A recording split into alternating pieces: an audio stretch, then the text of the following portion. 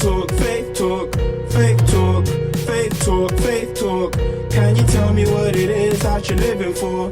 Can you tell me what it is that you're living for? Faith talk, faith talk, faith talk, faith talk, faith talk, faith talk. Can you tell me what it is that you're living for? Can you tell me what it is that you're living for? Okay, let us begin. Welcome to my faith-centered conversations. Talking about our souls deep within and different ideas about the world's creation. In different faiths we might find inspiration, so let's engage in healthy conversation. Listen on your phone, at home, with your friends, or when you're alone, and let's talk about life and where we belong. This is Faith Talk, Faith Talk, Faith Talk, Faith Talk, Faith Talk, Faith Talk. Can you tell me what it is that you're living for? Can you tell me what it is that you're living for? Faith Talk, Faith Talk, Faith Talk, Faith Talk, Faith Talk, Faith Talk. Can you tell me what it is that you're living for? Can you tell me what it is that you're living for? Hello, welcome to another episode of Faith Talk. It's your boy Nathan Aday, and I'm just here with yet another episode. We're kicking off 2020 with lots of content, and man, I'm hyped because this year I'm having mind to really push my individuality in my creativity. And one of the ways I'm doing that now is doing this mini series in this podcast called Conscious Creators.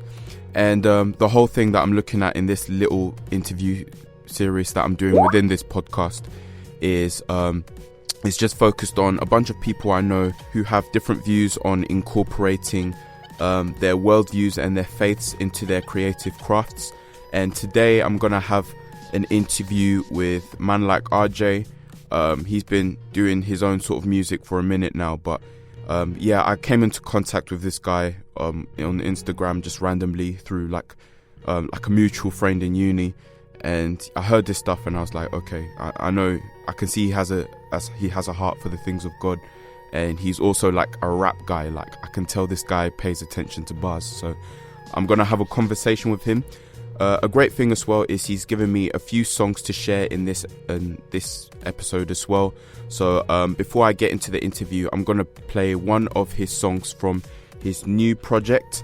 I've kind of forgotten the name of it, but when I interview him, I'll ask for him to remind me the name of his latest album, which is on all platforms. So it's RJay, it's RJay.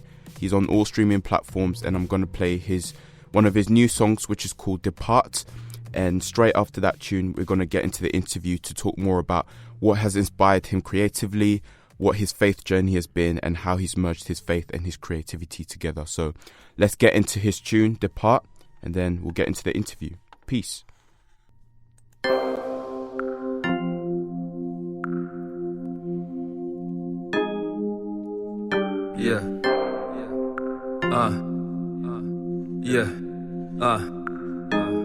Listen, it's like I gotta do my part. I gotta start from scratch. I gotta take it apart. I gotta build it back. I gotta deal with pain. I gotta understand. I gotta wear those shoes. I gotta break them in. I gotta craft these words, cause they just might determine the path that the team goes in. See, I gotta cleanse myself.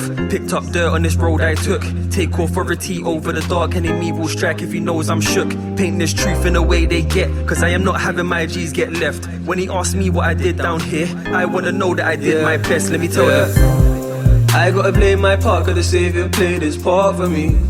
I gotta walk this path, cause it's the only path I see. I gotta show my dogs, even though I know it's hard to see. When it's all said and done, I don't want them to depart from me.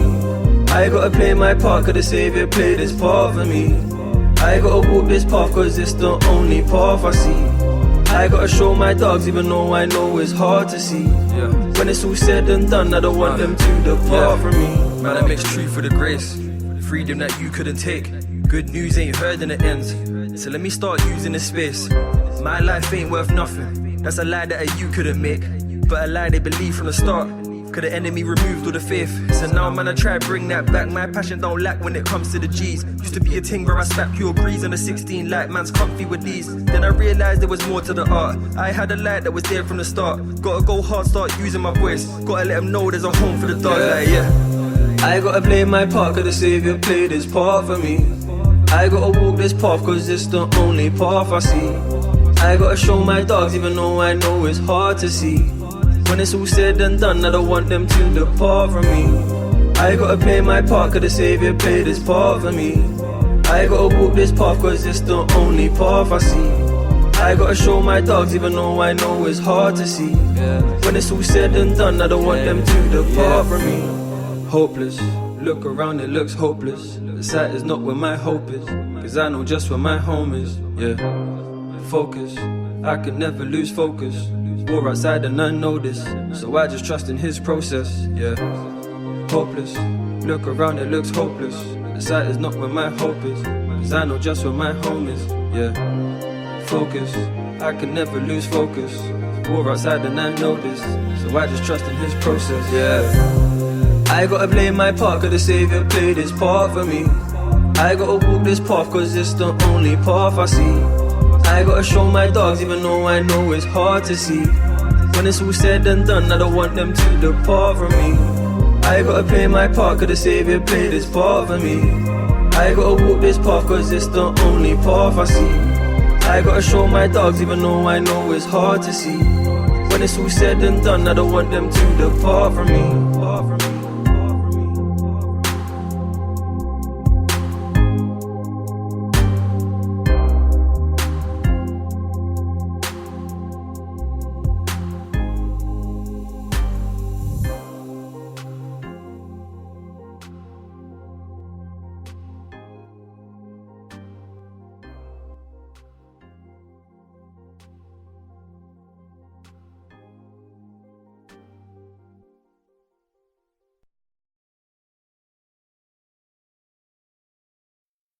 Yo,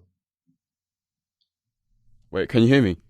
yeah, I can hear you, bro. Nice. How you doing, man? Yes, I'm good, bro. I'm good. How are you, man? I'm feeling good, feeling blessed. 2020, let's go, man. Love that, bro. Calm. Yes, man. So, I'm excited. yeah, welcome to the podcast, hashtag Faith Talk. And yeah, just to recap, I'm just doing a little mini series called Conscious Creators, and that's just me looking at the stories of a few people I've met and how their creativity has been influenced by their faith and just their journey with God, and whether they believe in God or not, like what they think their creativity is meant to do in the world, basically. And I thought it would just be great to just finally link up because, yeah, we've been having an exchange on Instagram, but it kind of feels weird, like, you know, we've just started talking in person. But yeah, do you just want to briefly introduce yourself to the listeners, like who you are, what you're doing in your life at the moment, and yeah, Cool. a little bit on your background as well. Yeah, cool. So, my name is Reece Ferreira. Stage name RJ. The J just comes from the R comes from Reece. The J just comes from my middle name Joseph. All right. Okay. Yeah.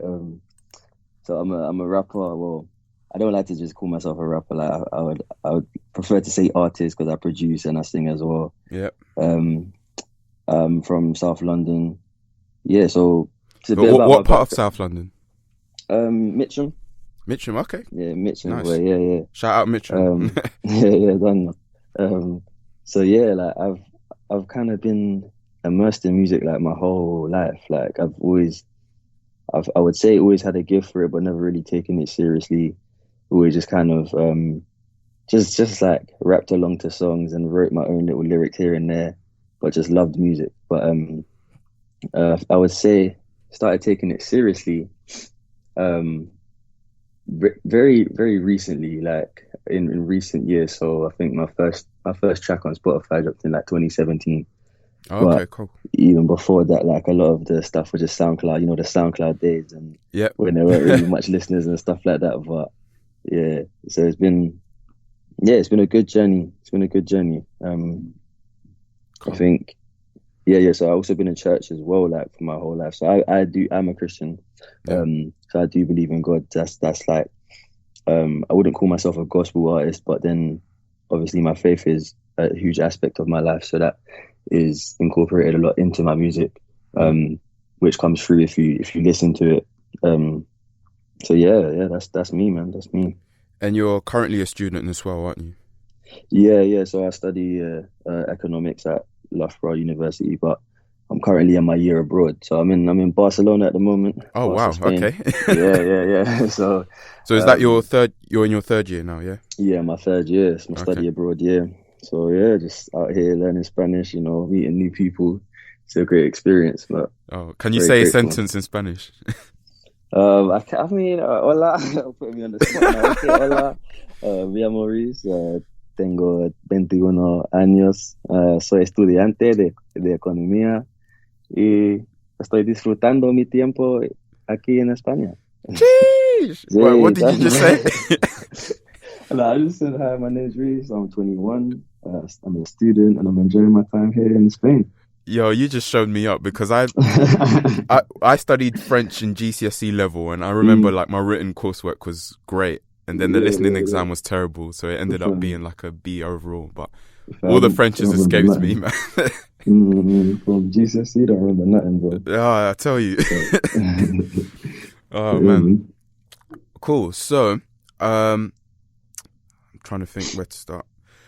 So, in terms Mm. of your Christian faith, would you say it's just been a sort of steady journey, or would you say that there was definitely a period where you got far away from God and it was kind of, we've all heard Yeah, like different stories about how people have come to faith. You have people who talk about these sort of big miracle moments where they were converted, and then for someone like me, it's just a gradual thing that has been over my life. But how would you describe your faith journey up until now?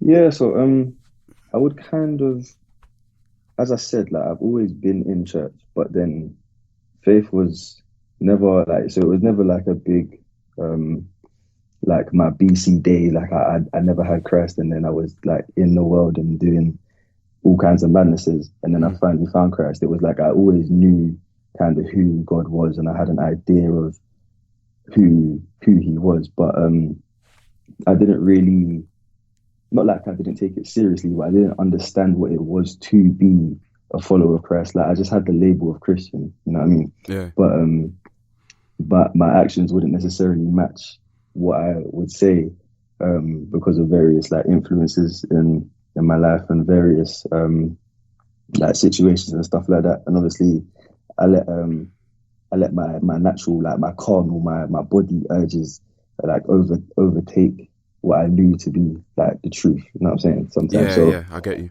yeah, so I would say that it's been pretty like steady growth with a lot of like setbacks and a lot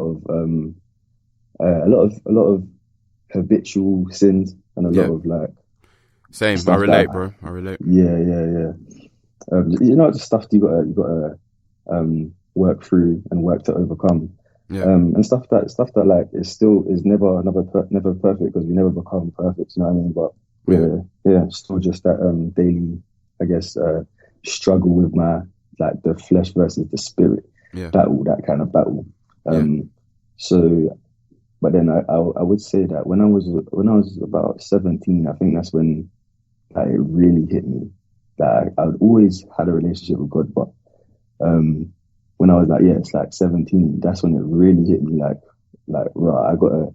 If I say that I'm following Christ, like I actually have to live it in every aspect. Like I can't put God in a box and then say this Mm, part I'll give to you. I'll give you my Sunday, and I'll yeah. give you like a couple prayer times, and you know what I mean. I'll read the Bible Mm, a couple times in a month or whatever.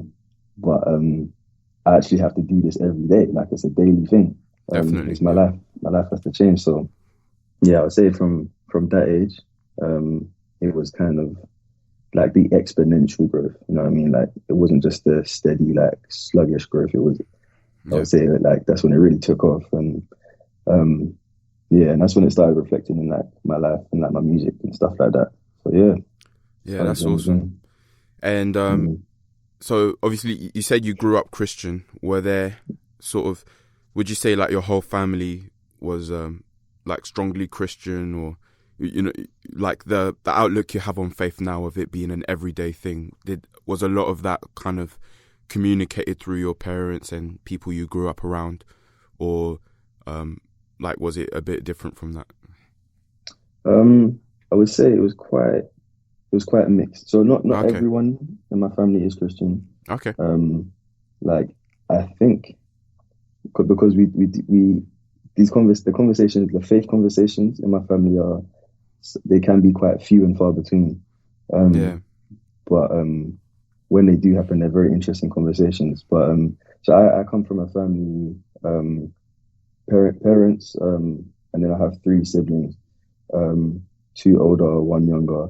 The two older, they my brother's not a Christian. My younger brother is, and my Okay. older sister, like she believes in God, but I think she hasn't given her life yet. So it's like, but even these kind of the whole faith aspect is a very recent thing. I feel like God's been building it up. You know what I mean? So when I grew up, it was only my mum that was really heavily an influence on my faith in terms of my immediate family.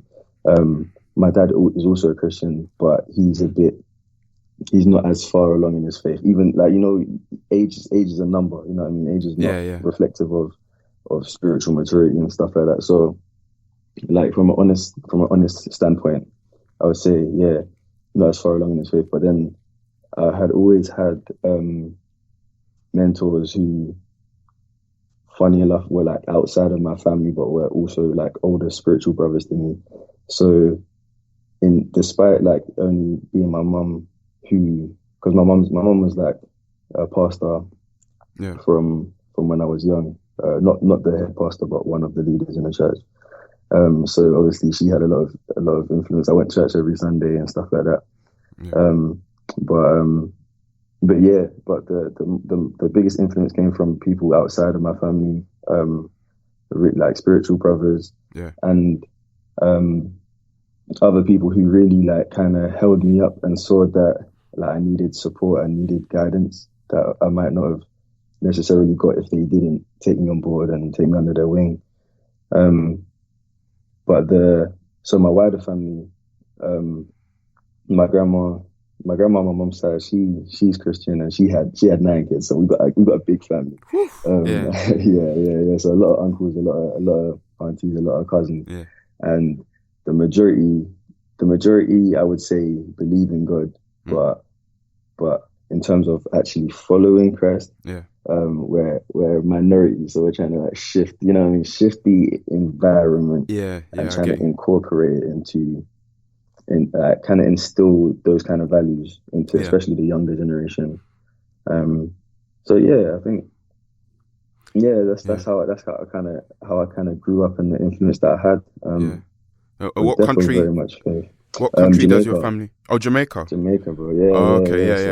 Yeah, I'm Ghanaian as well by descent as well, and I don't know. I think I'm not sure how it is in Caribbean countries, but in a lot of African countries, there's a strong tradition of Christianity, and I guess it is good, but it's then becomes just a tradition that it's possible for it to just become some dry tradition, and the actual love and nature of Jesus is not fully manifested in a lot of communities as much as they can be. So I kind of relate in the sense that, you know, we have this, I mean, my family especially, you know, I only know of one person, maybe one or two people, and they're like my cousins, who probably wouldn't consider themselves born again, but like literally everyone else in my family that I know, like they all have like a strong belief in God. So I think the tradition is there, but in terms of like actually daily, like putting God first in your decisions and being like him, that's where the struggle comes in. So in terms of your friendship, so you grew up in Mitcham. What was it like growing up in Mitcham? Like, what was the community like there? Are there certain misconceptions of Mitcham that people have that was very different from your real experience there? Well, like it's a weird one because obviously have you been living in Mitcham all your life, or? I've lived there my whole life. So, but like I lived there and I grew up there, but I would say that my attachment isn't too strong there because like I went to school in Sutton, which is it's a bit of a different area. Yeah. It was more, yeah, it was more like the population was more white dominated. Yeah. So I was like among a minority there, where in Mitcham I was like majority. It's like mostly Afro Caribbean, quite a big Asian population as well. So but in Mitcham itself, like to be honest, I think I was always like growing up. I had always heard the negative stories and connotations. So and it also it kind of perpetuated itself through like my parents didn't want to send me to a school in Mitcham. They kind of had that negative perception a lot from the past, because there used to be a lot of like a big gang culture and stuff, which has reduced over. I would say it's not as bad as it used to be when I was much younger. Like particularly when my older brother is 10 years older than me. So when he was like younger, when he was like a teen, it was a very rough place. Yeah. Specifically where I actually live, Pollard's Hill. Okay. So yeah, but when I was growing up, my parents wanted to send me to like a different school, so I have more connections to like Sutton and them kind of sides. But I do feel a great sense of pride in the community of Mitcham, just because of, I don't know, like I've seen so much development there, like even in the infrastructure, Yeah. a lot of development, a lot of progress, and there is a great sense of community. Like everyone does you do kind of know everyone's face. You might not know everyone, but you know everyone's face, and it's like it is a like the 90% of the time it's a friendly atmosphere, and everyone gets along with everyone.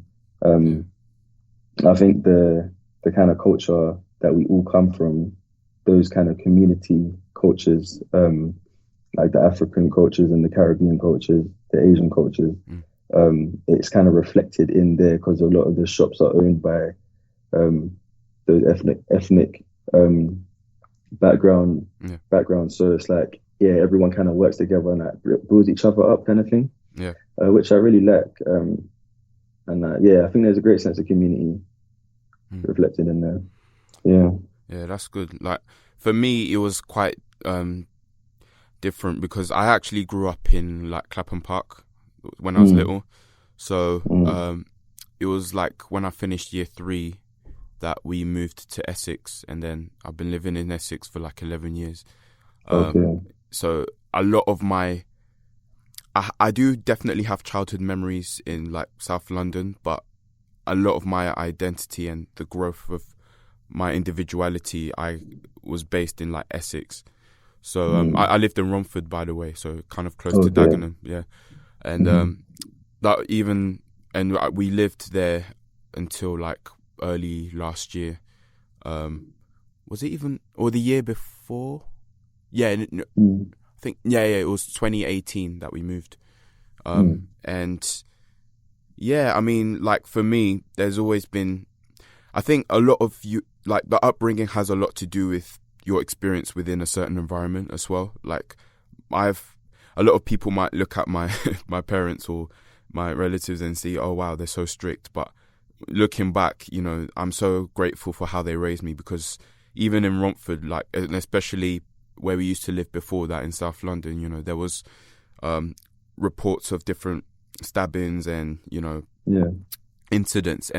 But for me, I never saw that. Like, it felt weird to be living in a society where these sort of things were happening. But because of my upbringing and me not going out with friends late at night and stuff like that, I had a very safe experience. So I think, you know, especially the stigmas over certain like towns and cities, I feel like they're very one-sided, because a lot of that is to do with who you're living with in that area and who is influencing you in that area. So yeah, like for me, I've kind of moved from place to place. But I remember when I went to secondary school as well, and it was similar to your situation where my parents wanted me to go to a school outside of the borough, because apparently at that time the schools in Romford weren't that good compared to places like Redbridge and, you know, Ilford and stuff like that. Yeah. So I mean, I went to this school called Royal Liberty School, and that was an all-boys school in Gidea Park. And it definitely was not our first choice. It was like one of our, I think it was one of my mum's last choices, basically. Okay. But I just remember going there, and looking back, I had a great time there. Not because the school was very prestigious, but just the people I met there, the staff were supportive. The school did seem to improve whilst I was there as well. And so it's like, there's so much more to a community than sort of the stats might suggest. So yeah, I relate in that respect. Let's talk about your musical journey. So you kind of said like music was influence on you your whole life. When did you always have an interest in rap music specifically, and do you have any early memories of kind of your first sort of keen interest in rap music? Yeah, so I think rap always resonated with me. I think my musical taste was very much influenced by my older brother and my sister. So my sister's also, she's 11 years older than me. So her boyfriend, she's a big gap, but yeah, her boyfriend and now fiance, he influenced me a lot. Like he's also a rapper, and he kind of took me under his wing and saw that I had like an interest in rap music and stuff.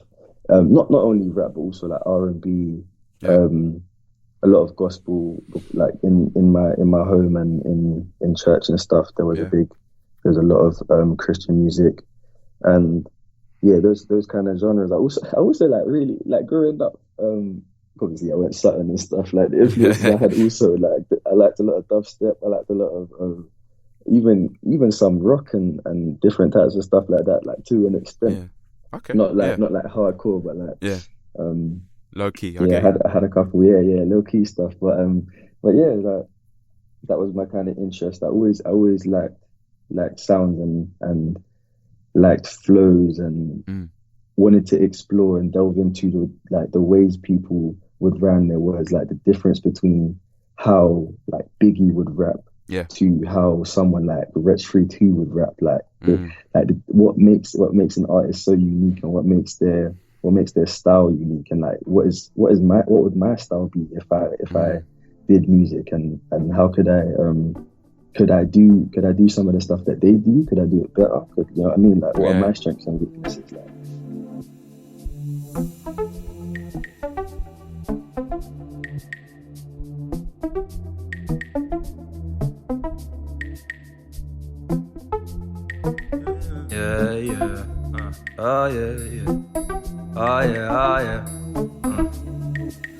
No better healer than time, no better refuge than God. I tell a guy what I'm on, and when I do it, it's odd. I'm not about all the talk, I live it, I'm never scared of how I'm perceived, the ways that they view me, I never cared. There's greatness inside my mind, purity in my soul. Some things got taken away, found out that I wasn't whole. I always knew I was saved, I know just where I'ma go. But while I'm here on this earth, why am I feeling so low? The burden eating away, the splinter inside my mind. I see the need to be filled, I feel whenever I try. I'm fighting, trying to pray, couldn't feel him inside. I know that I gotta climb, I gotta stay on my grind. I'm fighting to stay alive, fighting through all the pressure, put the depression aside. I'm fighting to spread the message, see I don't need no one else. If I got you, I'm good. I know that I would fly up to come and see you if I could. Like, I've been putting work in, trying to find my purpose. I've been putting work in, trying to find my purpose. I've been putting work in, trying to find my purpose. I've been putting work in, I think that is working. I've been trying to find a way my team might grow. If I don't know the answer, I think he might know. Trying to make it better for the G's I know. Trying to make it better for the G's I know. I've been trying to find a way my team might grow. If I don't know the answer, I think he might know. Trying to make it better for the G's I know. Trying to make it better for the G's I don't. Find a way my team might grow. If I don't know the answer, I think he might know. Trying to make it better for the G's I know. Trying to make it better for the G's I don't. I've been trying to find a way my team might grow. If I don't know the answer, I think he might know. Trying to make it better for the G's I know. Trying to make it better for the G's I pray. For the answer I wait. In the back of my mind, I can't stand all this patience, man. I can't hear a word, so do I leave or I stay? Already cleared up my mind and took away all this pain. I couldn't take it, cause ever since June I was in dismay. Took away my wife, this must be a mistake. Like, how could I clock this late? We broke like 7 times, so I had to fix 8. Couple no-nos ignored, had to decide what's right. Will I proceed at mine or his pace? I've never been so low, but then I saw his face. Showed me a new road, but the same destination. Stuff I could've never foreseen. I was looking for them signs, but I never saw face. Stuck inside my mind, I was in a poor state. So them thoughts got deserted, man, I never saw babe. Cause they never saw you in the same light. It was stress in the night and the daytime. Cannot make any change in the state I'm currently in. It's about time that I take flight. That's why, yeah, I've been putting work in, trying to find my purpose. I've been putting work in, nothing that is working. I've been trying to find a way my team might grow. If I don't know the answer, I think he might know. Trying to make it better for the G's I know. Trying to make it better for the G's I know. I've been trying to find a way my team might grow. If I don't know the answer, I think he might know. Trying to make it better for the G's I know. Trying to make it better for the G's I don't. Find a way my team might grow. If I don't know the answer, I think he might know. Trying to make it better for the G's I know. Trying to make it better for the G's I don't. I've been trying to find a way my team might grow. If I don't know the answer, I think he might know. Trying to make it better for the G's I know. Trying to make it better for the G's I don't. Find a way my team might grow. If I don't know the answer, I think he might know. Trying to make it better for the G's I know. Trying to make it better for the G's I don't. I've been trying to find a way my team might grow. If I don't know the answer, I think he might know. Trying to make it better for the G's I know. Trying to make it better for the G's I don't.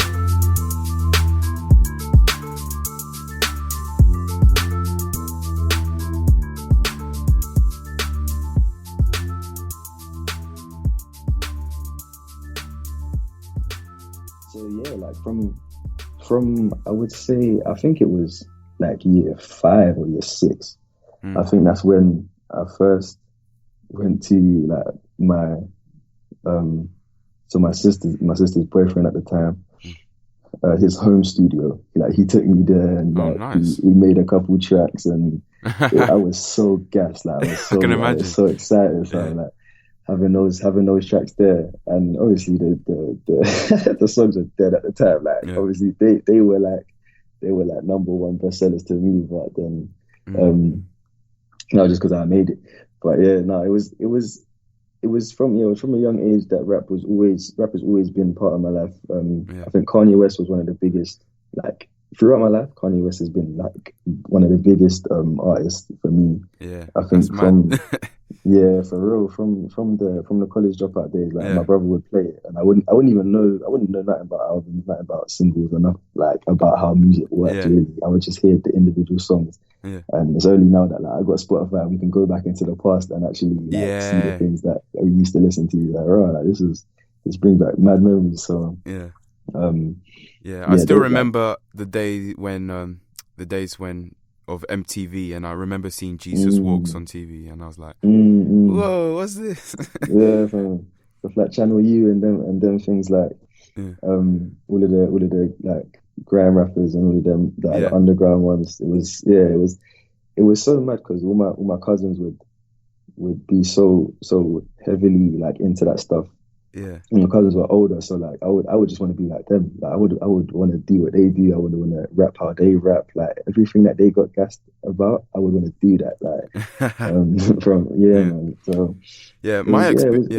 sorry. No, go ahead. My experience was a bit different. So I didn't have a lot of other relatives who were into rap music. Like I said, very sort of Christian, very gospel focused, worship focused sort of family. So I never listened to hip hop in my house, really. In fact, well, to be honest, I think when I was like in year 1 or something, I remember there was like one rap CD in our home.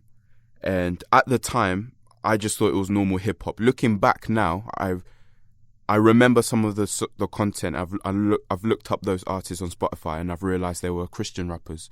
So now I understand why that was in our home. But at the time, I didn't pick up on the Christian content. So it was like old Christian rap acts, like I don't know if you've heard of Grits and the Cross Movement, and John Reuben. Is it John Reuben? I think that was his name. Yeah. So like Christian rap actually goes like way back to like the 90s, and you know, and the CD at the time, I think it was like a 2003 compilation CD of Christian rappers. And I don't know, I think I remember listening to that a lot, and like I really enjoyed hip hop. For me, hip hop was like an escapism, because I just felt like it was a different world, and like no one in my family seemed to have like an obvious interest in it. So for me, when I was enjoying hip hop, it would be mainly through the TV when I was by myself in the living room, and like my parents were doing work or whatever. I'd be by myself and watching these music videos with Kanye West, T.I., Dizzy Rascal. I remember what was that tune? Dizzy Rascal. That song got me so gassed. But like hip hop for me was just a solitary escape, and so yeah, it was always this thing I was fascinated with, because it was like, how do these people, like the fact that these guys can talk about girls and cars and all sorts of wacky stuff, but make money from it, it just fascinated me. And it was like, you know what, like, I don't know, like it just felt like another world.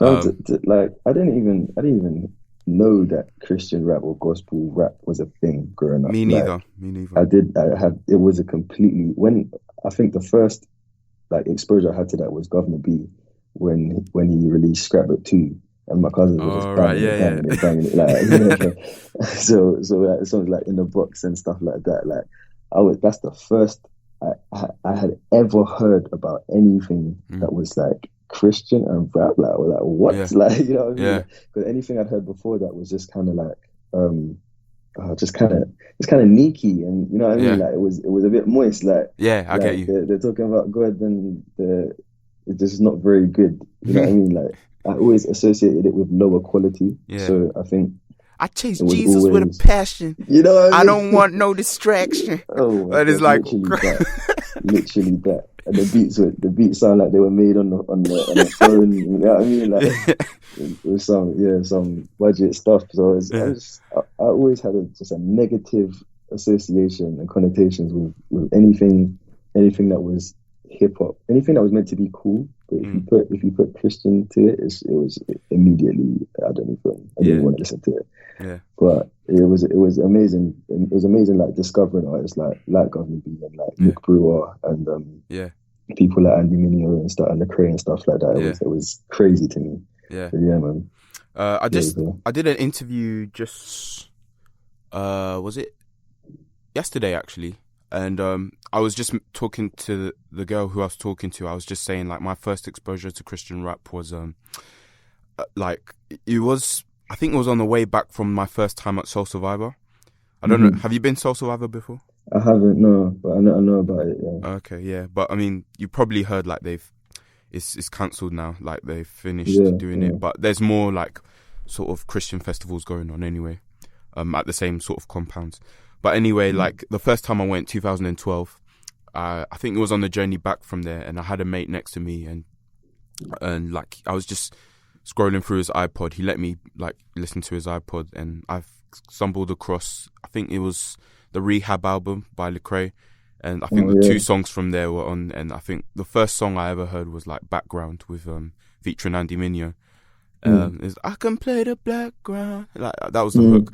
And then I listened to it. It was quite an emotional song anyway. It wasn't one of those hard hitting ones, but I remember listening to that and I was like, wow, I never knew hip hop could be like this powerful and this satisfying. You know, it just spoke to me in a way that I never thought hip hop could. So from that moment, like I just started listening to so much of the Reach Records sort of artists, and I stayed tuned for like when what was it?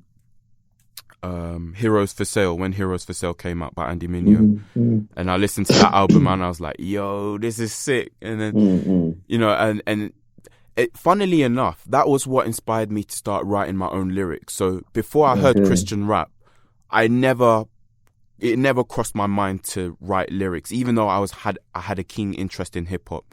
Like even like I'd say pre-adolescence, I had like a a vague sort of interest in hip hop. Like I'd watch some of the music videos, but that's it. I would never like actually hear the songs. But I think the amazing thing was the internet. The internet changed everything, especially for me, because my family, we weren't a family that bought, you know, that sort of music. So for me to actually consume hip hop properly and listen to albums, I had to do it through, you know, the illegal ways, through the internet. There was this website called Groove Shark. They've taken it down now, but that was like my go-to for listening to hip hop albums. I remember the first hip hop album that I listened to fully, like the explicit version, was Drake's Thank Me Later. So that was when I was in year 7. And I think what I liked about Drake and a lot of rappers at that time was they were kind of pushing the envelope in terms of what rappers can talk about. And, you know, it's not just the typical gangster alpha male stuff, but talking about your emotions, talking about, it's not just rapping either. You know, around that time, you know, 808s and Heartbreak was out for like a short period of time, and there was like a shift in the rap game a little bit. So Drake was like the first artist I was like properly invested in, and even to this day, he's like the only rapper that I've listened to all his albums, and I pretty much know the track lists and the songs off by heart. And yeah, I mean, but even then, like, I was like, rappers are over there, I'm over here, I'm just a consumer. But Christian rap was the first time when I heard Christian rap, it gave me this confidence that, oh wait, I can actually be part of this, because I relate, my story as a Christian can still be applied to the context of hip hop and still be dope and still like resonate with people. So so I'd say around 2013, 2014, I started writing my own lyrics, and like it's weird, like all the raps I've written have just been like mostly clean. There were probably like 2 or 3 songs that had a little bit of swearing in it, but apart from that, I've always written songs that, you know, they're honest about like my view on the world, but it just doesn't have cursing in it, and there's a bit more of a positive spin. Do you want to kind of talk about the progression of your music? So you kind of got introduced to recording by sort of your family members, and what was the sort of next progression point from there?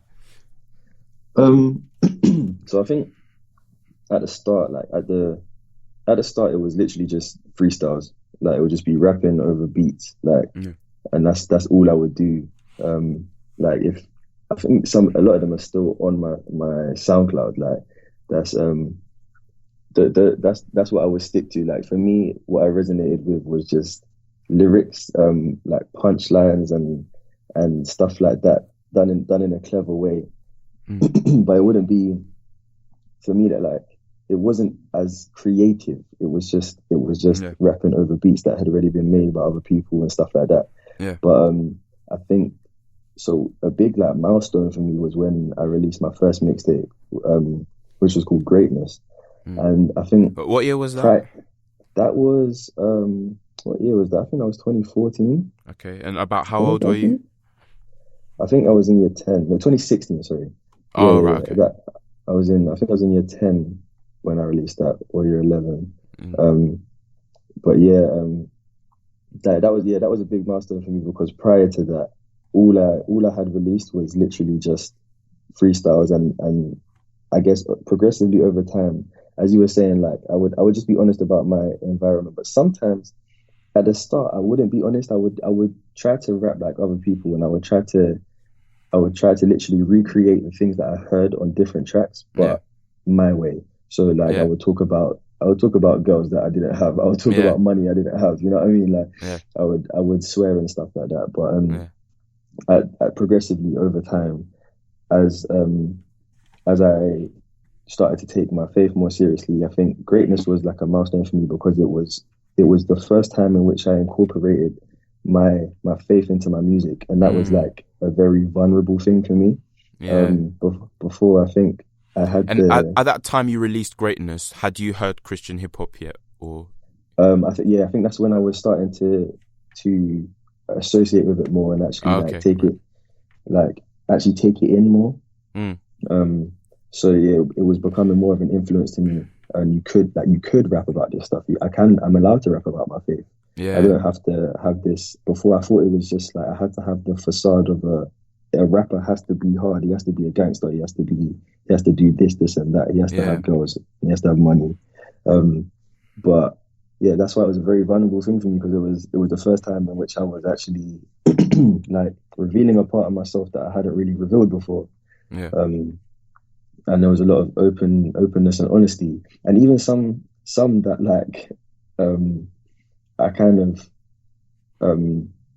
like some people said to me like I didn't need to be that honest, I didn't need to be that open, or I should have kind of held back a little bit. Specifically like on like I had like one track that I wrote for my girlfriend at the time, and we're no longer together. So it's like some people would say to me like, oh yeah, you shouldn't have been that honest and stuff like that. You shouldn't have said this or that. But me, I'm a very heart on my sleeve kind of person. Like how I'm feeling in the moment is what I will write about, and I'll be honest about it. But yeah, so yeah, greatness was a very big milestone for me, and I even saw kind of benefit and like fruit from that.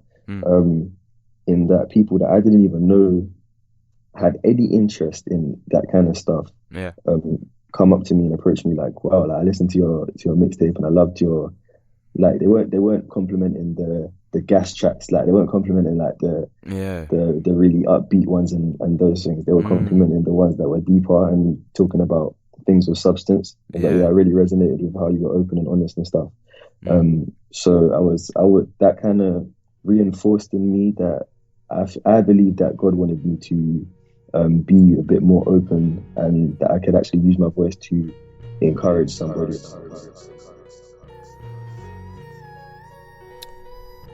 I'm afraid that is the end of this part of this interview. Stay tuned for the next part of the interview in the next episode. Thanks for listening. Peace.